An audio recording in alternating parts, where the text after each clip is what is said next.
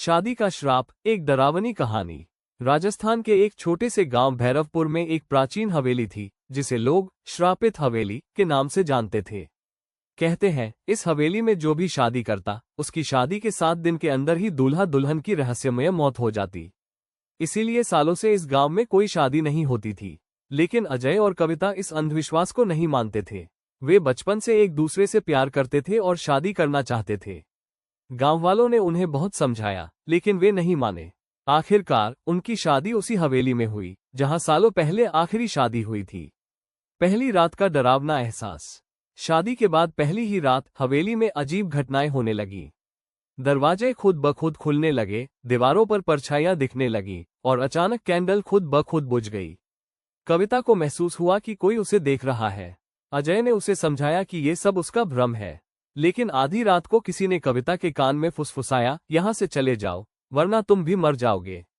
7 रातें, 7 डरावने संकेत।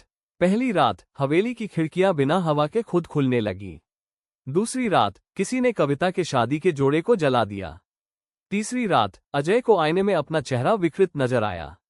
चौथी रात, रात के ठीक 3 बजे हवेली में शादी की शहनाइयां बजने लगीं।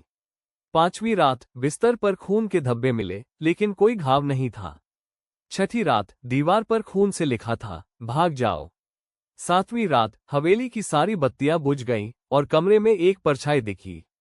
श्राप का रहस्य। डर से कांपते हुए अजय और कविता ने गांव के बुजुर्ग बाबा से मदद ली। बाबा ने बताया कि 300 साल पहले इस हवेली की बेटी रुक्मिणी की शादी जबरदस्ती एक क्रूर राजा से करवाई जा रही थी। लेकिन वो अपनी प्रेमी के साथ भागना चाहती थी। जब राजा को पता चला, तो उसने उसकी शादी की रात ही उसे जिंदा जला दिया। उसकी आत्मा अब भी इस हवेली में भटक रही है और किसी भी शादी को सफल नहीं होने देती। अंतिम रात और श्राप का अंत के लिए अजय और कविता ने बाबा की सलाह मानी और आधी रात को हवेली के मंदिर में रुक्मिणी की आत्मा की शांति पूजा रखी। अचानक हवेली में भूचाल सा आ गया। दरवाजे जोर जोर से हिलने लगे, दीवारों से चीखने की आवाजें आने लगीं। लेकिन जैसे ही हवन पूरा हुआ, हवेली में सब शांत हो गया। अगले दिन से हवेली से डरावनी घटनाएं बंद हो गईं। अजय और कविता की शादी सफल रही और गांव के लोगों ने पहली बार एक श्राप से मुक्ति पाई। सीख। अंधविश्वास के पीछे भी कोई सच्चाई हो सकती है, लेकिन हिम्मत और सही उपाय से हर डर को हराया जा सकता है।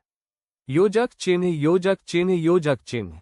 क्या ये कहानी आपको डरावनी लगी, या आप इसमें कुछ और ट्विस्ट चाहते हैं?